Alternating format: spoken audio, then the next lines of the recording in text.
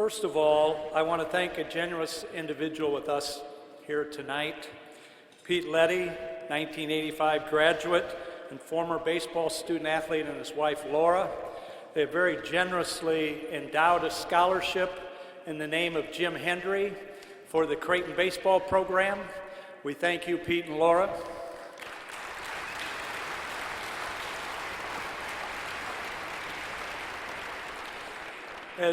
As has been said a few times tonight, a great team is a mysterious thing. It's hard to create, it's much more difficult to describe or to duplicate, and there certainly are a lot more bad teams than there are good teams. People talk about teamwork all the time, but it's a phrase that's overused, but it's hard to describe. However, you know it when you see it.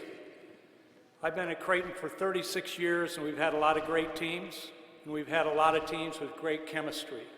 We've had no team with the chemistry of the 1991 baseball team.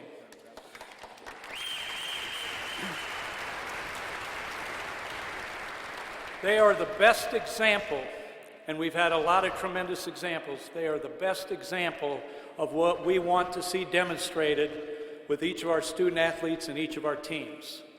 They played hard, they played together,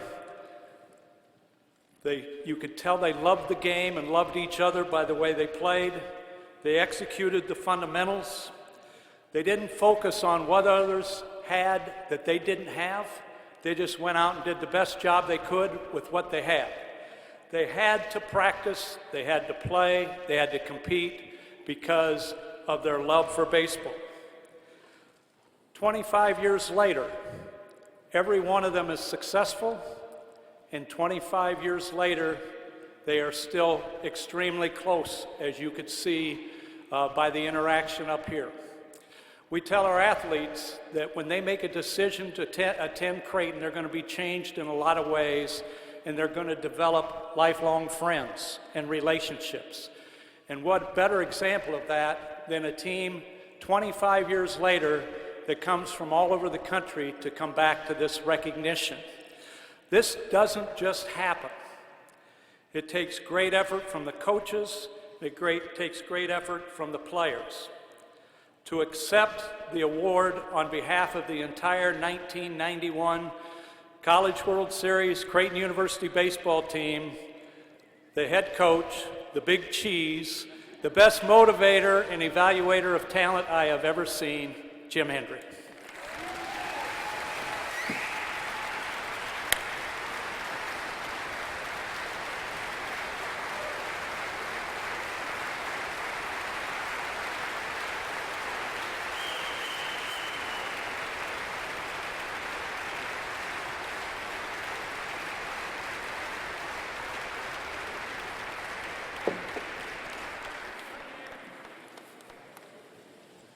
Thank you, Bruce, for not only the long-term friendship, but the way you have treated me over the last 25 years since we left, and the way you treated us back in the 80s and early 90s, getting the baseball program where it was. Congratulations to all the athletes, student athletes tonight, and teams, and congratulations to the baseball Jays, off to a great start. Looking forward to coming back and seeing you in the in-state regionals after you win the Big East. And a special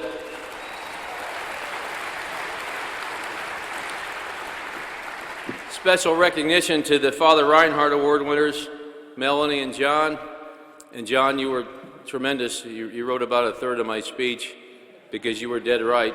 And I can assure you, too, of your tremendous accomplishments in academics.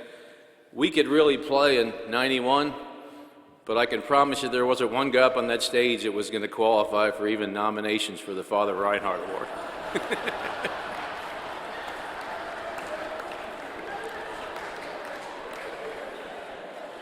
I want to thank the Hall of Fame committee and Bruce. This is an unbelievable award for our team. Way too many times over the past 25 years I've gotten the accolades and in the Hall of Fame already, but this is this is the night of the 91 young men that really put this baseball program on the map for good. And I want to personally thank everyone involved in making this happen. There's no greater reward for a coach than to have your entire team recognized like this at our prestigious institution. I would like to recognize a couple more people. My lovely daughter's here. She's a sophomore at Creighton. Lauren, please stand up.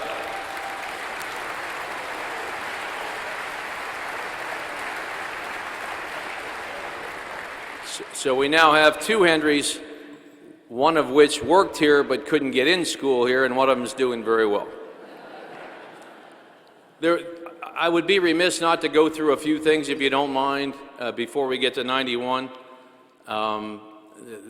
When we come to an event like this at Creighton or any other event involving athletics, we all know that Creighton's about a three-pronged situation. It's the student athletes, obviously, which are the most important.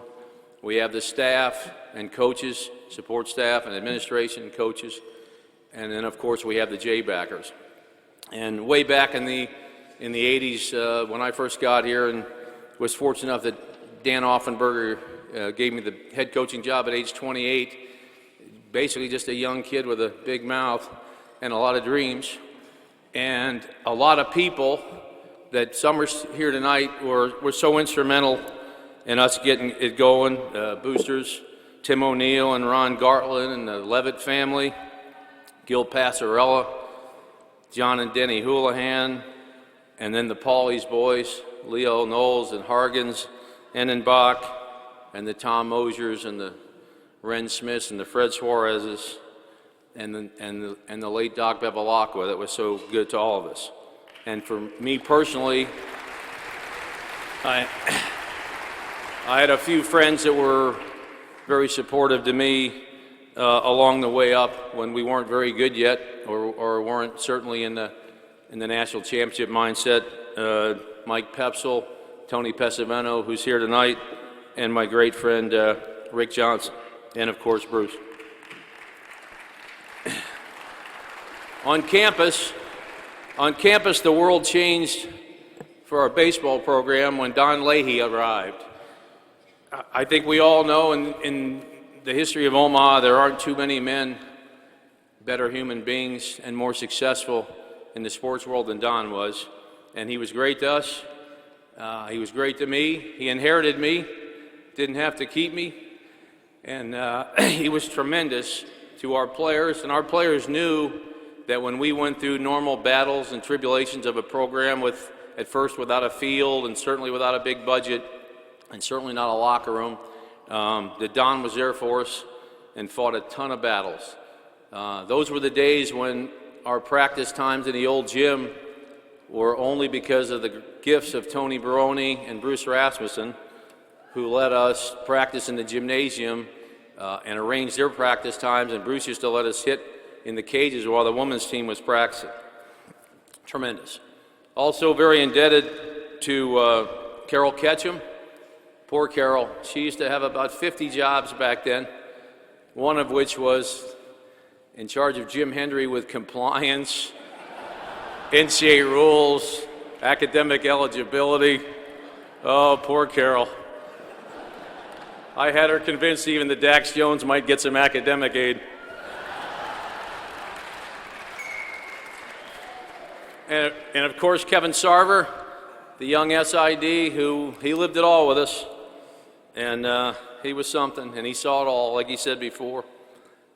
Tremendous with us, and was the brunt of many jokes and a lot of abuse by our players, but he took it well. I'd also be remiss not to mention a few of the teams before the 91 season. The 1988 Creighton Blue Jays, who unjustly were denied a bid by the NCAA. It was the first time that Creighton in my era would have deserved a bid. Tremendous effort. Never got to finish the league championship game, and totally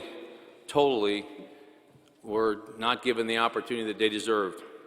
We had an All-American in Oneri Fleta, a gold medal winner in Scott Service, and that team deserved to play And also on that team were the freshmen that became the seniors of the 1991 Blue Jays. To this day, that 88 lack of a bid remains our biggest regret in our program in all those years. There's also no 1991 World Series without the 1990 regional team in Austin, Texas, led by Dan Smith, the first-round draft. And we also had seniors Brennan Maley, Pat Mooney, the great Creighton prep coach, Dave Hoover, Randy Toll, and Tom Young, somewhat my assistant general manager, so to speak, and assistant coach, Tom Young. Great people. That team set the tone for 1991. We knew that when we left Austin, Texas, and gathered ourselves in the fall, that we had a chance to be really good.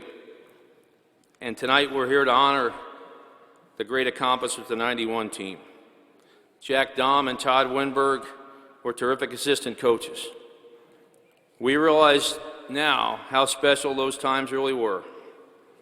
As someone alluded to earlier, we're told at an early age by our parents and loved ones that you can do anything you want in life. If you commit yourself, dedicate yourself, you can make it happen. You can do whatever you want. But sometimes the final line is left out of that. You can accomplish all those things and do whatever you want if you have the help of many other people.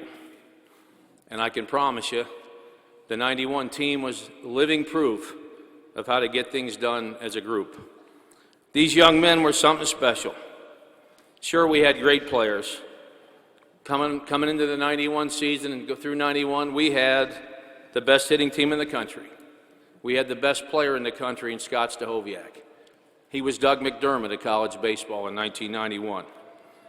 We had Mike Heathcott, who won 15 games, including complete games at Pepperdine in the regional and the famous game at Clemson University, who was 56-7 going into that game. We had big leaguers, as mentioned by Kevin. We had a ton of minor leaguers. But that just starts scratching the surface of what these people were all about. We knew that if our two freshman pitchers, Eric Maloney and Alan Bennis, could come through in 1991, we would have a chance to be a national power.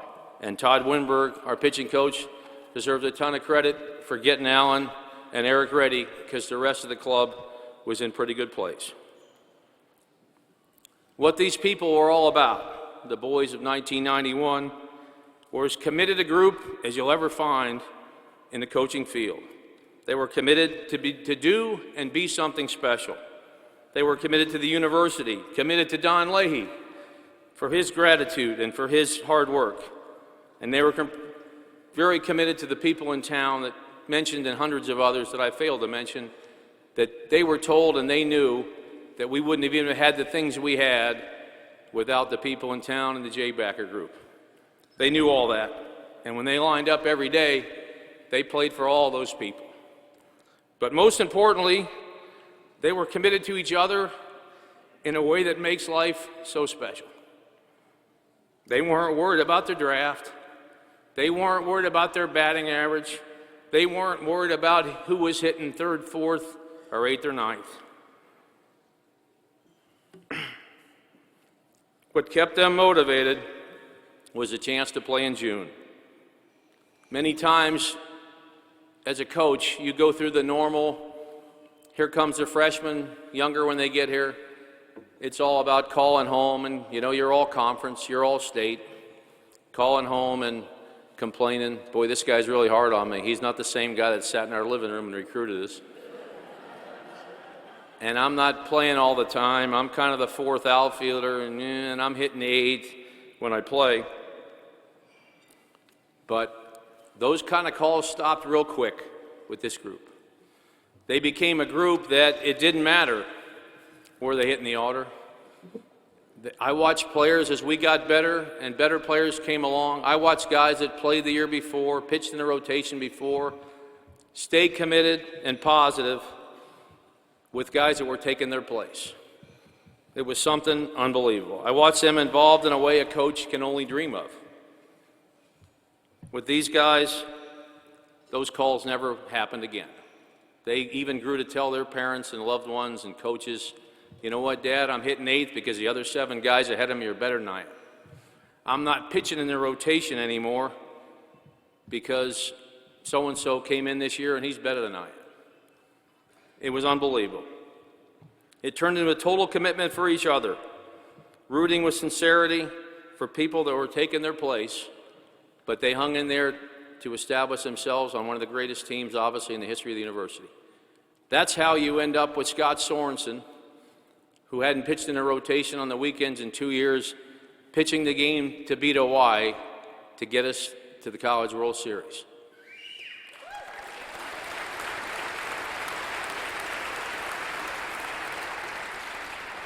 That's how, when we beat OY that day, Bobby Langer hit a 9-hole who could have hit probably 2, 3, or 5 for 75% of the people in the country, had 4 hits and 6 RBIs, and was the offensive star of the game.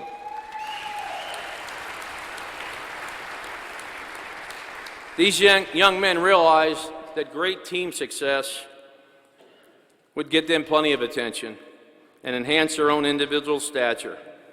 Stahoviak was an All-American first baseman as a sophomore and changed positions in the fall of his junior draft year to play third base to get us another bat in the lineup and make us better. These young men helped build and molded this team themselves. By 1991, they didn't need a whole lot of me. They were easy to coach because they had their own dreams and their own goals. They came to the ballpark every day on a mission with an edge to them to not only get to the national level, but when they got there to prove they could play with anybody. And play they did. This was no Cinderella story, as Kevin mentioned. They were relentless workers. They knew they were good, but it was the bond that they had for each other that carried them to the World Series. The dedication, respect, loyalty, and love for each other carried them to great things. You guys did more for our university than perhaps you've ever thought. You helped change the attitude of the hierarchy of the administration here. You made the Jesuits realize that all sports were important. Father Jim Hoff was the only one before that got it, that every sport mattered, and national publicity for the school through athletics would be vital to the importance of us moving forward. It was good for the university to be good in everything, not just basketball, and not just the great softball program that Mary Higgins had built before the baseball team got good. You young men made it better to be a J-backer. Millions of dollars poured in from around the country over the years because of what you did on the field in 1991. You made it better for all student athletes following you, and you made it better for coaches too here. The administration also realized that shortly after the 91 team, a few years later, that athletics needed a special man to lead the athletic department, and that man was Bruce Rasmussen.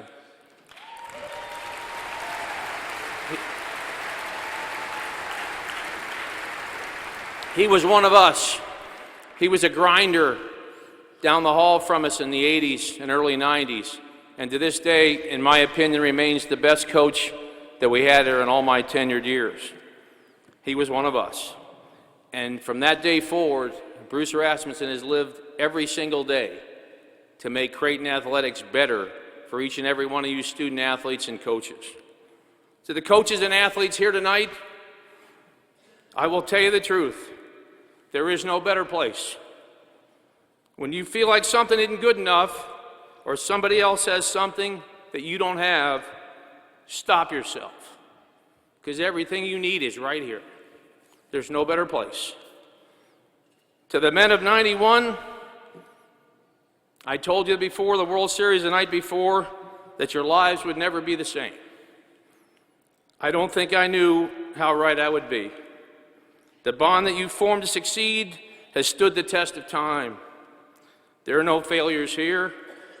There have been quality people. You have been quality people for so many years in so many ways. You've been there for each other through thick and thin. And I've watched you share the excitement of other people's success. And what a great omen it was last June when our great teammate Brian O'Connor won the national championship the very series before this event was going to take place on our 25th anniversary. And as Brian held that national championship trophy up, you bet he had a piece of you, all of you, with him that night.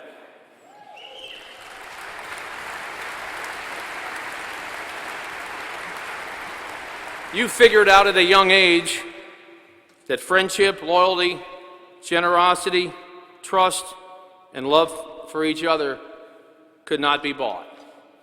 And the greatest things in life are free.